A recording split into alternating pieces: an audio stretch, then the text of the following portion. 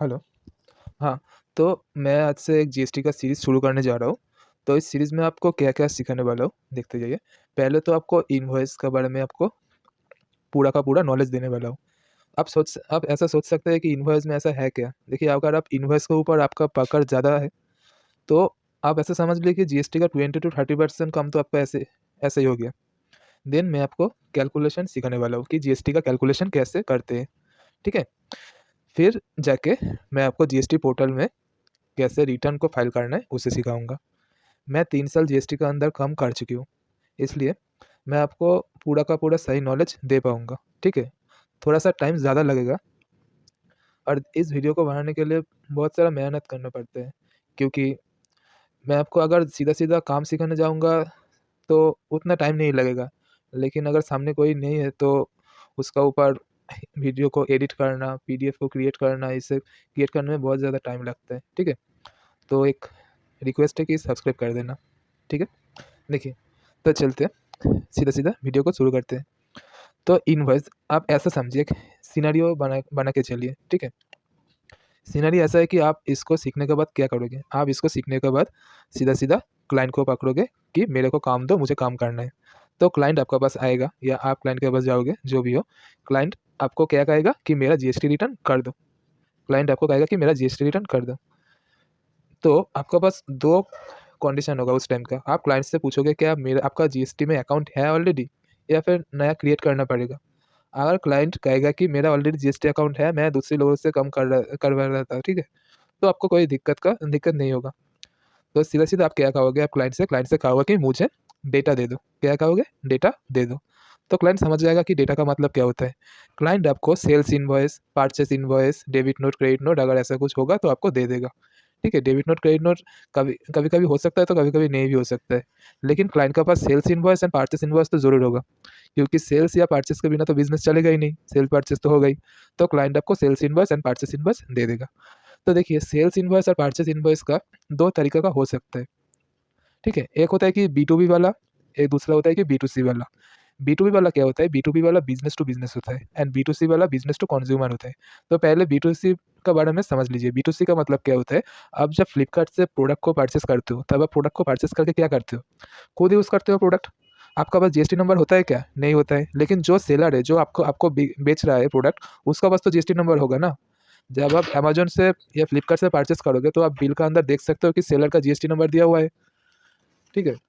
Seller का GST number दिया हुआ है, तो आप लेकिन आपका जीएसटी नंबर नहीं दिया हुआ है, उस जगह ब्लैंक है। तो उस टाइप का एक इनवॉइस को हम कहेंगे कि बी2सी वाला इनवॉइस, ठीक है? और अगर बी2बी वाला एक इनवॉइस किसे कहेंगे? बी2बी वाला इनवॉइस कहेंगे कि जब एक बिज़नेसमैन दूसरा बिज़नेसमैन को सामान बिकता है, ठीक है? एक बिज़नेसमैन दूसरा बिज़नेसमैन को सामान बेचता है, तो उस सिनेरियो में हम क्या कहेंगे? वो बी2बी वाला ट्रांज़ैक्शन हुआ, ठीक है? बी2बी मतलब एक बिज़नेस वाले दूसरा बिज़नेस वालों को सामान बेचता है, क्योंकि दोनों के पास ही तो जीएसटी नंबर होगा ना। तो इस टाइप का बिल को हम क्या कहेंगे? बी2बी वाला इनवॉइस। एंड बी2सी वाला इनवॉइस तो आप समझ गए। अगर बिज़नेसमैन किसी ऐसा पार्टी को सामान बेचता है कि वो जाके सामान को नहीं बेचने वाला, वो खुद उसका यूज़ करने वाला है, तो उसे हम कहेंगे बी2सी वाला इनवॉइस, ठीक है? और डेबिट नोट, क्रेडिट नोट क्या होता है, इसके बारे में मैं बाद में बताता हूँ। तो इधर देखिए, जब आपके पास इनवॉइस होगा, इनवॉइस कैसा होगा? इनवॉइस 2 तरीके का हो सकता है। देखिए, इन इनवॉइस में क्या हुआ, इस इनवॉइस में ये जो क्लाइंट है, इसने इसको सामान बेचा। ये जो क्लाइंट है, इसने इसको सामान बेचा। देखिए, क्लाइंट का नाम लिखा हुआ है और इसका जीएसटी का इनवॉइस भी लिखा हुआ है, ठीक है? सॉरी, जीएसटी का नंबर भी लिखा हुआ है। तो इस पार्टी को हम क्या कहेंगे? बी2बी वाला पार्टी। लेकिन जिसको सामान बेचा है, इस आदमी के पास जीएसटी नंबर नहीं है। तो जो जिसे बेच रहा है, ये खुद इसको यूज़ करने वाला है, इसका पास जीएसटी नंबर नहीं है। तो इसे हम क्या कहेंगे? बी2सी वाला इनवॉइस, ठीक है? और इसका एड्रेस तो दिया हुआ रहेगा। और प्रोडक्ट के बारे में मत सोचिए। और अब दूसरा इनवॉइस देखिए। दूसरा इनवॉइस में ये होता है कि बी2बी वाला इनवॉइस। बी2बी वाला इनवॉइस में क्या होता है? बी2बी वाला इनवॉइस में 2 पार्टी होता है, इधर भी 2 पार्टी होगा, ठीक है? एक होता है कि सेलर, दूसरा होता है कि परचेसर, ठीक है? सेलर ने परचेसर को माल बेचा। देखिए, इधर सेलर का भी जीएसटी नंबर दिया हुआ है एंड परचेसर का भी जीएसटी नंबर दिया हुआ है। जीएसटी नंबर पहले अलग होगा, क्योंकि ये स्टेट अलग होता है इसलिए, ठीक है? जीएसटी नंबर का पहले जो 2 नंबर आप दिख रहे हैं, two two digit, this two digit are belong to their state. Okay, तो B2B वाला इन्वॉइस समझ गया। B2B वाला इन्वॉइस में आपको देखना पड़ेगा कि दो पार्टी का जीएसटी नंबर दिया हुआ है, तो इससे हम कहेंगे B2B वाला इन्वॉइस। और जिस इन्वॉइस में एक पार्टी का मतलब सेलर का इन्वॉइस नंबर दिया हुआ है लेकिन परचेसर का इन्वॉइस नंबर नहीं दिया हुआ है, इसे हम कहेंगे क्या, B2C वाला इन्वॉइस। तो समझ गया B2C वाला इन्वॉइस क्या होता है। अब आता है कि डेबिट नोट क्या होता है। डेबिट नोट एक्चुअली होता है कि परचेस रिटर्न। ठीक है, डेबिट नोट का मतलब क्या होता है, परचेस रिटर्न। समझा। तो इसका एक एग्जाम्पल देख लीजिए, एग्जाम्पल में अच्छे से समझ आ जाएगा। हाँ, इधर देखिए, एक है mister A, he is a seller. Okay, and mister B, he is the purchaser. तो कौन किसको सेल करेगा, मिस्टर ए मिस्टर बी को सेल करेगा। ठीक है, मिस्टर ए मिस्टर बी को गुड्स सेल करेगा। देखिए इधर क्या हो रहा है, इधर ऑन क्रेडिट। ऑन क्रेडिट मतलब आप तो गुड्स ले लेगा लेकिन पैसा अभी नहीं देगा, पैसा बाद में देगा, इसे हम कहेंगे ऑन क्रेडिट। ठीक है, तो मिस्टर ए ने मिस्टर बी को गुड्स भेजा और मिस्टर बी ने क्या किया, मिस्टर बी ने गुड्स को रिसीव किया। रिसीव करने के बाद देखा कि कुछ गुड्स फॉल्ट निकल गया। ठीक है, खराब निकल गया, तो मिस्टर बी क्या करेगा, उसे वापस कर देगा। जितना भी फॉल्टी गुड्स निकल गया उसे वापस कर देगा। तो उसे वापस करने के लिए क्या करना होगा, मिस्टर बी को, mister B is a B2B purchaser. Okay, तो मिस्टर बी ने करेगा क्या, जो गुड्स वापस करने वाला है उसको तो पैक करेगा, पैक करके एक इनवॉइस बनाएगा। ठीक है, इनवॉइस पहले मिस्टर ए ने मिस्टर बी को तो एक इनवॉइस दिया ही होगा, वो सेल वाला इनवॉइस जो मिस्टर बी के लिए परचेज वाला इनवॉइस होगा। लेकिन मिस्टर बी खुद से एक इनवॉइस बनाएगा। इनवॉइस का अंदर क्या लिखेगा, इनवॉइस का अंदर लिखेगा कि ये जो मैं इनवॉइस बना रहा हूँ ये डेबिट नोट वाला इनवॉइस है। ठीक है, और इसका अंदर जो पहले जो परचेस इनवॉइस था ना, जो मिस्टर ए ने मिस्टर बी को दिया, उस इनवॉइस का नंबर लिखेगा, कितना क्वांटिटी गुड्स आया, गुड्स का वैल्यू कितना था, वो सारी चीज़ लिखेगा। एंड उसका साथ लिखेगा कि इनमें से मैं इन थोड़ा सा गुड्स जो फॉल्ट निकल गया मैं आपको वापस करने वाला हूँ और इसका प्राइस इतना होगा। ऐसे करके एक डेबिट नोट बना के भेज देगा। तो डेबिट नोट कौन बनाएगा, जो परचेसर होगा वो डेबिट नोट बना के एक सिग्नेचर करके स्टैम्प स्टैम्प करके मिस्टर ए को भेज देगा इट्स फॉल्टी गुड्स के साथ। अब मिस्टर ए का काम क्या है, मिस्टर ए ने इन गुड्स को एक्सेप्ट करेगा। एक्सेप्ट करके जो डेबिट नोट मिला उस डेबिट नोट का एगेंस्ट मिस्टर ए ने और एक इनवॉइस क्रिएट करेगा। ठीक है, जिसका नाम होगा क्रेडिट नोट। इसका अंदर क्या लिखा होगा, लिखा होगा कि आपने जो डेबिट नोट मुझे भेजा उसका एगेंस्ट में उसका नंबर दिया हुआ रहेगा, उसका एगेंस्ट में मैं आपको बता रहा हूँ कि फॉल्टी सामान का कीमत मैंने आपको वापस कर दूंगा। ठीक है, तो ऐसे एक इनवॉइस इनवॉइस मिस्टर बी को पकड़ा देगा। ठीक है, तो इससे हम कहेंगे क्रेडिट नोट। तो समझ गए डेबिट नोट और क्रेडिट नोट क्या होता है। ये थोड़ा एडवांस कॉन्सेप्ट है, थोड़ा समझने का कोशिश कीजिए। ठीक है, तो डेबिट नोट का मतलब क्या होता है, डेबिट नोट कौन इशू करता है, डेबिट नोट इशू करता है परचेसर। कब इशू करता है, जब फॉल्टी गुड निकलता है, गुड्स को रिटर्न करना होता है, ऐसे टाइम पर उसे बनाता है। और ये जब क्रेडिट में परचेस होता है या सेल होता है तभी डेबिट नोट क्रेडिट नोट वाला कॉन्सेप्ट आता है। अगर क्रेडिट का कॉन्सेप्ट नहीं है तो डेबिट नोट क्रेडिट नोट वाला भी नहीं आने वाला। ठीक है, तो डेबिट नोट क्रेडिट नोट के बारे में मैंने आपको समझा दिया, और अगर इसके बारे में नहीं समझा तो बता सकते हो, मैं दूसरा वीडियो बना दूंगा। ठीक है, तो डेबिट नोट क्रेडिट नोट होने के बाद क्या होता है, देखिए डेबिट नोट क्रेडिट नोट तो हो गया। B2B वाला क्या होता है, B2C वाला क्या आता है, ये भी मैंने आपको समझा दिया। अब आता है कि ITC क्या होता है। ITC होता है इनपुट टैक्स क्रेडिट। ITC का फुल फॉर्म क्या होता है, ITC का फुल फॉर्म होता है इनपुट टैक्स क्रेडिट। ठीक है, इसका मतलब समझिए, मिस्टर ए सेलर है, मिस्टर बी परचेसर है। अच्छे से समझना, मिस्टर ए सेलर है, मिस्टर बी परचेसर है। तो मिस्टर ए ने क्या किया, मिस्टर ए ने मिस्टर बी को गुड्स बेचा, कितने का, 10,000 का, 10,000 का गुड्स बेचा। ठीक है, मिस्टर ए ने कहा कि मेरे मेरे से अगर गुड्स लेना है तो 10,000 तो गुड्स का कॉस्ट है, उसका साथ आपको जीएसटी भी देना पड़ेगा। मिस्टर बी को कहा कि आपको जीएसटी भी देना पड़ेगा। तो मिस्टर बी ने पूछा कि ये कितने का जीएसटी, तो मिस्टर ए ने कहा कि 18% को जीएसटी आपको देना ही पड़ेगा। ठीक है, तो 10,000 का 18% अगर आप करोगे तो कितना आएगा, 1,800 रुपया। तो मिस्टर ए ने मिस्टर बी को एक एक इन्वॉइस बना दिया। तो इन्वॉइस का अंदर क्या लिखा हुआ है, गुड्स का कॉस्ट है 10,000 रुपीज़ एंड उसका साथ जीएसटी 1,800 रुपया, टोटल 11,800 हमको देना है। तो मिस्टर बी ने 1,800 रुपया इन्हें दे दी, सॉरी 11,800 रुपया इन्हें दे दिया।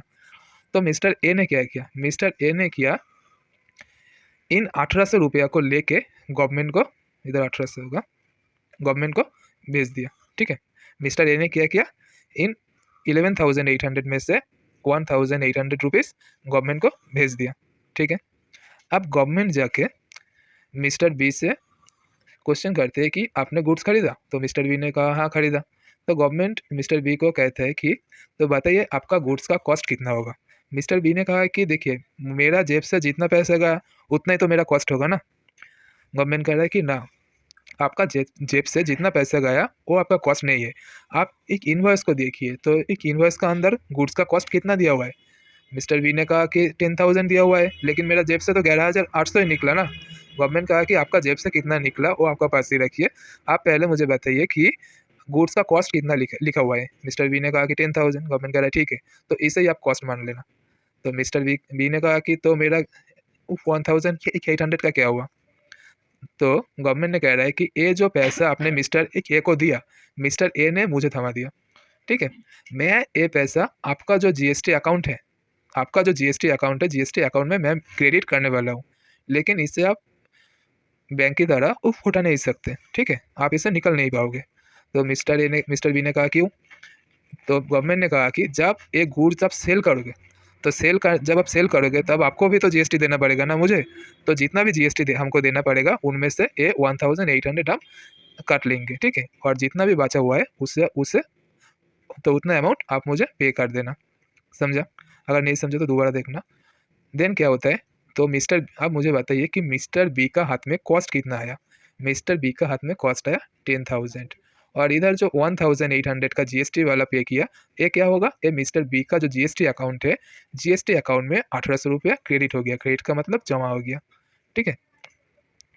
तो गवर्नमेंट ने मिस्टर बी का जीएसटी अकाउंट में 1,800 रुपया भेज दिया।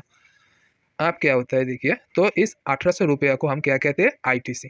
समझा? आईटीसी का मतलब क्या होता है? आईटीसी का मतलब आप सिंपल ऐसे ही समझिए कि आप परचेस का टाइम जितना भी जीएसटी पे किया हो, उस जीएसटी आपका जो जीएसटी अकाउंट में क्रेडिट होगा, उसे हम कहेंगे आईटीसी। समझा? फिर समझिए,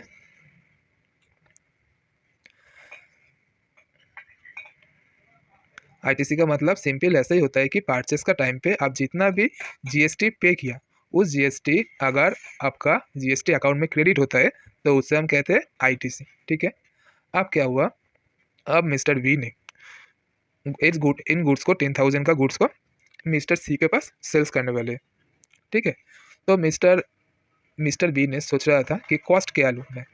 गवर्नमेंट ने कहा कि कॉस्ट 10,000 लेने को, मैं तो 10,000 से ज़्यादा ले नहीं सकता, ठीक है। तो मिस्टर बी ने कॉस्ट लिया 10,000 एंड उसका साथ प्रॉफिट ऐड किया 40%, मतलब 4,000 ऐड करके, तो टोटल 14,000 में बेचने वाला है।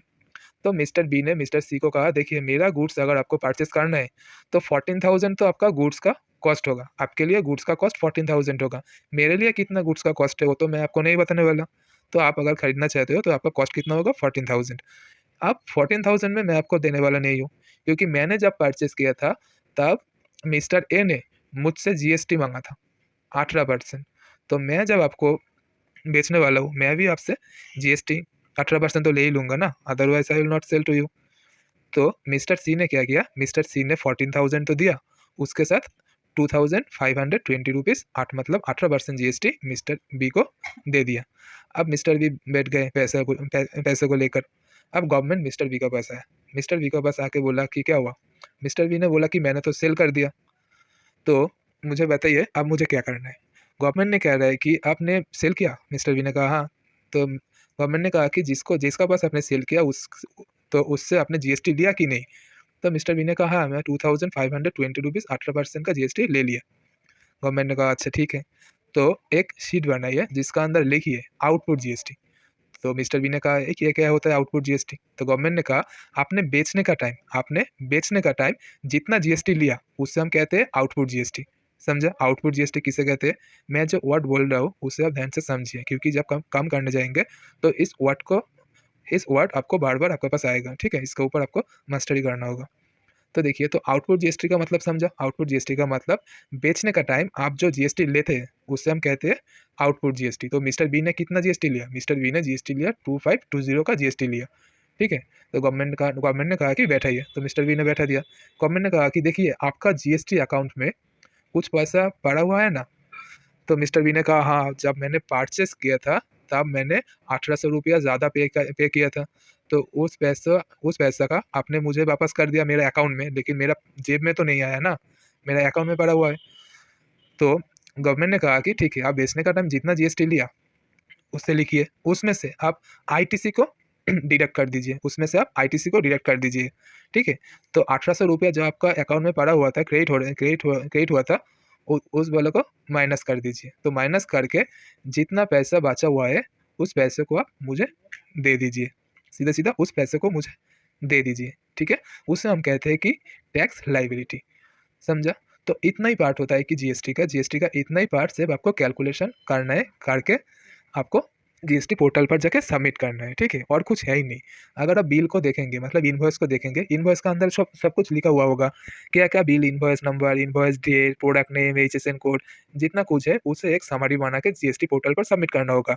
और टैक्स लाइबिलिटी कैसे निकालोगे? टैक्स लाइबिलिटी निकालने का सीधा सीधा सिंपल तरीका होता है कि जो आपने सेल्स किया, सेल्स इनवॉइस को लीजिए, टोटल सेल्स इनवॉइस में कितना जीएसटी आपने लिया लोगों से, उससे आप लिखिए। देन उनमें से आप आईटीसी को, मतलब परचेस करने का टाइम आपने जितना जीएसटी पे किया उसको आप माइनस कर दीजिए, तो आपको जो निकलेगा उसे उसे हम कहेंगे टैक्स लाइबिलिटी। तो इन टैक्स लाइबिलिटी को आपको गवर्नमेंट को पे करना होगा, ठीक है। इसके लिए आपको चालान क्रिएट करना होगा, या फिर आप अपने आईटीसी अगर आपका ज़्यादा होता है तो उनमें से आप डिडक्ट कर सकते हो, ठीक है। समझ गया? तो अब देखिए अब क्या होता है। तो मैंने आपको इधर तक आउटपुट जीएसटी तक समझा दिया। अब क्या होता है कि जीएसटी, हम जो जीएसटी कहते हैं, जीएसटी एक्चुअली दो टाइप का होता है।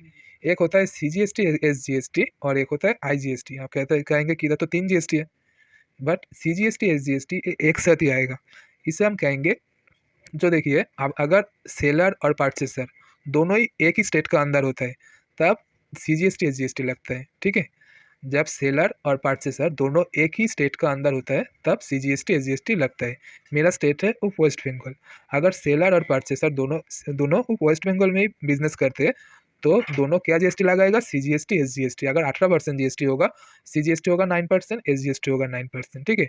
और अगर मैंने बाहर से सामान मंगाता हूँ, परचेस करता हूँ, या मैं बाहर बाहर में सामान बेचता हूँ, मैं अगर वेस्ट बंगाल से मुंबई में या वेस्ट बंगाल से दिल्ली में, अगर मैं बाहर की स्टेट में सामान को बेचता हूँ या बाहर की स्टेट से सामान को मंगाता हूँ, तो मुझे पड़ता है आईजीएसटी। इसका भी और एक कॉन्सेप्ट है जो मैं आपको थ्योरी पार्ट में जब सिखाऊंगा मैं उधर बता दूंगा, ठीक है। तो समझिए, तो इतना ही समझिए कि जब जीएसटी होगा, जीएसटी ऐसा हो सकता है कि सीजीएसटी, एसजीएसटी एक साथ होगा, या फिर आईजीएसटी होगा। इन दोनों में से कोई एक ही होगा। एक इनवॉइस का अंदर सीजीएसटी, एसजीएसटी, आईजीएसटी तीनों एक साथ नहीं होगा, और ओनली सीजीएसटी या ओनली एसजीएसटी ऐसा भी नहीं होगा, ठीक है। तो सीजीएसटी, एसजीएसटी अगर सेलर या परचेसर दोनों एक ही स्टेट में है तो सीजीएसटी, एसजीएसटी होगा किसी भी स्टेट के लिए, और अगर सेलर या परचेसर दोनों अलग अलग स्टेट में है तो आईजीएसटी होगा, समझा। और इसका साथ सेस आता है। सेस भी एक टैक्स ही होता है, ठीक है। सेस होता है कि अगर आप कोई लग्जरी चीज़ होता है जैसे कि कार, तो उसे खरीदने के लिए आपको सेस देना पड़ता है, या फिर टोबैको, ऐसा आइटम के लिए आपको सेस देना पड़ता है, ठीक है। इससे मैं बाद में सिखा दूंगा, समझा। अब देखिए, आप जीएसटी में कम करने के लिए क्लाइंट आपको कैसा कैसा आ सकता है। क्लाइंट आ सकता है कि रेगुलर या क्वार्टरली ऐसा क्लाइंट आ सकता है, या फिर कॉम्पोजिशन वाले क्लाइंट आ सकता है। कॉम्पोजिशन वाले क्लाइंट क्या होता है?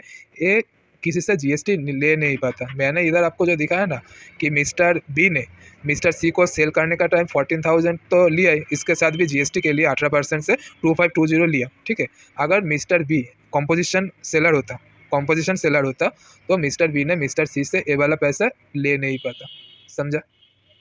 तो कॉम्पोजिशन डीलर इसे ही कहते हैं, ठीक है। अब क्या हुआ, तो रेगुलरली और क्वार्टरली इन दोनों केस में सेम ही होता है।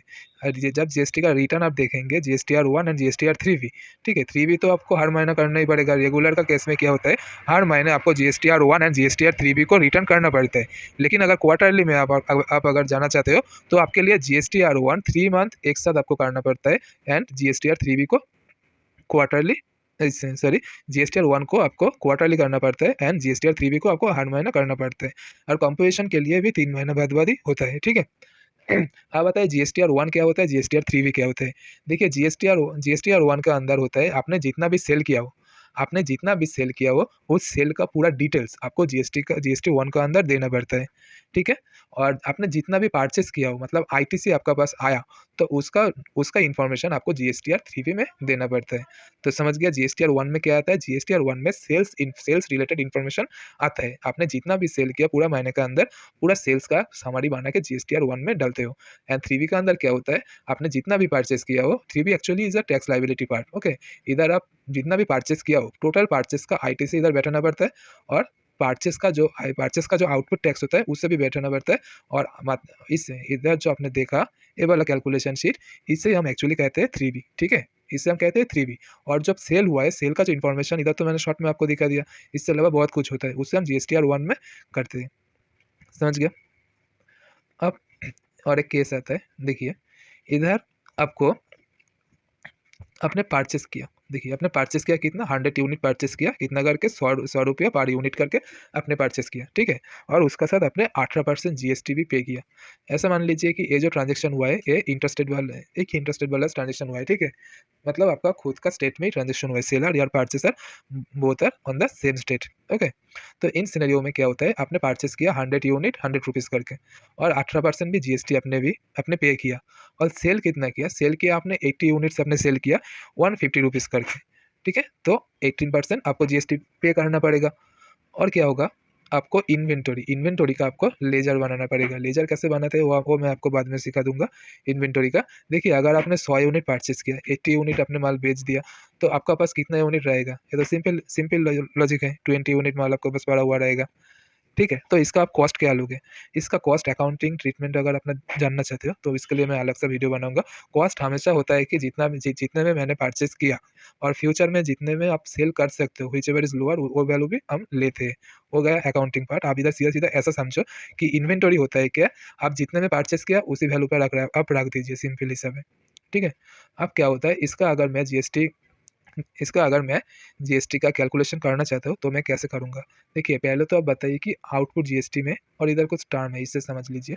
इधर होता है कि टैक्सेबल वैल्यू, ठीक है? तो टैक्सेबल वैल्यू एक्चुअली होता क्या है? टैक्सेबल वैल्यू होता है कि 1 मिनट रुकिए।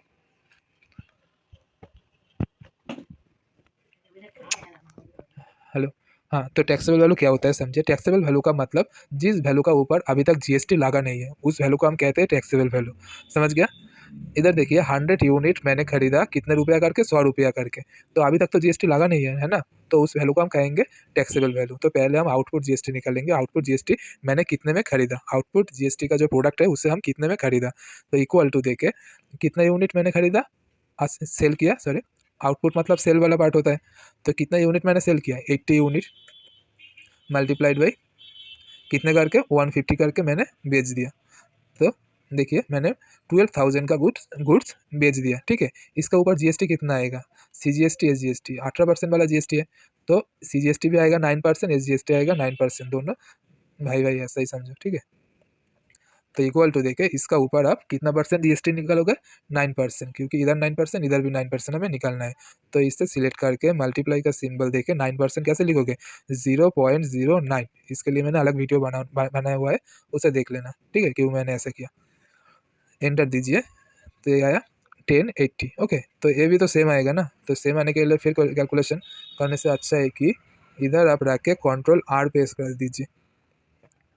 कंट्रोल आर में गलत चलाया, ऐसे क्यों हो रहा है? ठीक है, इसे ही रख दीजिए। तो इनवॉइस वैल्यू का मतलब क्या होता है? इनवॉइस वैल्यू का मतलब total taxable plus CGST SGST को हम कहते हैं इनवॉइस वैल्यू। तो इधर इक्वल टू देके इससे प्लस करके इससे देन प्लस करके इसे सिलेक्ट कर लेना। तो देखिए मेरा आउटपुट जीएसटी कितना निकला, ये दोनों जो ऐड कर दीजिए 2160 का, ठीक है? और हमें इनपुट जीएसटी कितना मिला? इनपुट जीएसटी का वैल्यू को मत लीजिए, इनपुट जीएसटी का 100 यूनिट मैंने खरीदा 100 रुपीज़ करके, ठीक है? 100 यूनिट मैंने खरीदा 100 रुपीज़ करके। तो ठीक है, पहले टैक्सेबल वैल्यू लिख लेते हैं, इक्वल टू 100 मल्टीप्लाइड बाई 100 कितना आता है? 10,000 का मैंने सामान खरीदा। इसका ऊपर जीएसटी कितना आएगा? इसका ऊपर जीएसटी आएगा कि कंट्रोल डी प्रेस कर दीजिए, ठीक है? इसका भी कंट्रोल डी, तो 900 करके, और इनवॉइस वैल्यू भी कंट्रोल डी प्रेस कर दीजिए, आ जाएगा। अब देखिए, अब इधर एक बॉर्डर दे दीजिए, नीचे वाला बॉर्डर, ठीक है? देखिए, अब जीएसटी आपको कितना पे करना पड़ेगा, इससे ये वाला माइनस कर दीजिए। मुझे पे करना था 1080 रुपीज़, इनमें से मैंने 900 तो पहले दे दिया जो मेरा आईटीसी है, तो इससे डिडक्ट कर दो, तो मुझे 180 रुपीज़ सीजीएसटी देना पड़ेगा एंड 180 रुपीज़ मुझे आईजीएसटी देना पड़ेगा। समझ गया? तो एक्चुअली देखिए, ये तो मैंने कैलकुलेट किया। आप इसको एक बार एक काम कीजिए, वेरीफाई करते हैं ये जो मैंने अमाउंट निकलवाया ये एक्चुअली में सही है या नहीं, ये एक्चुअली में सही है या नहीं। तो कैसे निकालोगे, ये आपके लिए होम टैक्स होगा, लेकिन इसका एक क्लू मैं दे देता हूँ कैसे होता है। इधर देखिए, इधर आपने आउटपुट जीएसटी 2520 रुपीज़ लिया, ठीक है। और इनमें से आपने आईटीसी कितना माइनस किया, आपने आईटीसी माइनस किया 1800 रुपीज़, ठीक है। 1800 रुपीज़ आपने माइनस किया, तो आपको पे कितना करना पड़ेगा, पे करना पड़ेगा 720 रुपीज़। तो इससे हम कैसे निकलते हैं, इसको हम वेरीफाई कैसे करते हैं, वेरीफाई ऐसे करते हैं कि आपने प्रॉफिट मार्जिन कितना रखा 4000, अगर 4000 का प्रॉफिट रखा, ठीक है, आपने 4000 का प्रॉफिट मार्जिन रखा, तो ऐसा कीजिए इक्वल टू 4000 का अगर मैंने 80% निकलना चाहता हूँ तो कितना आएगा, 720 रुपीज़ आया ना। तो इसका मतलब सीधा सीधा यही होता है कि आपने जितना प्रॉफिट किया उतना ही आपको लायबिलिटी पे करना होगा। समझ गया? आपका जो लायबिलिटी निकलेगा ये क्यों निकलेगा, ये इसलिए निकलेगा आपने प्रॉफिट किया, इसका ऊपर जीएसटी कौन देगा, आपको ही देना पड़ेगा, इसके लिए आपका टैक्स लायबिलिटी देना पड़ता। अगर आपने प्रॉफिट नहीं किया होता तो 10,000 का ऊपर मिस्टर सी से कितना लेता, 1800 रुपया लेता ना, आउटपुट जीएसटी आपका 1800 होता, आईटीसी भी 1800 होता, तो टैक्स लायबिलिटी नील होता। तो टैक्स लायबिलिटी क्यों निकलता है, टैक्स लायबिलिटी निकलता है क्योंकि आपने जो प्रॉफिट करते हो बीच में, वो प्रॉफिट का जीएसटी कौन देगा, उस प्रॉफिट का ही जीएसटी 720 रुपीज़ आता है। ये भी एक्चुअली में दूसरा से मिस्टर सी से ले लेता है और मिस्टर सी मिस्टर डी से ले लेगा, ऐसे ही करके चलेगा। और लास्ट में आके जो कंज्यूमर होता है, तो कंज्यूमर का ऊपर ही ये पूरा का पूरा लायबिलिटी जितना आप देख सकते हो, पूरा लायबिलिटी कंज्यूमर के ऊपर ही आ जाता है। ठीक है, यही होता है जीएसटी। तो मैंने आज आपको इतना ही समझा दिया, तो इसे आप पहले देखिए। और इसका जो मैंने कैलकुलेशन शीट और पीडीएफ मतलब वर्ड मैं जो बनाया, इसको मैंने मेरा टेलीग्राम चैनल में दे दूंगा, और टेलीग्राम चैनल का लिंक भी डिस्क्रिप्शन में दे दूंगा, उधर ज्वाइन हो जाइए, ठीक है। और अगर आपका किसी भी जो मैंने सीखा है इसके ऊपर कोई भी क्वेरीज है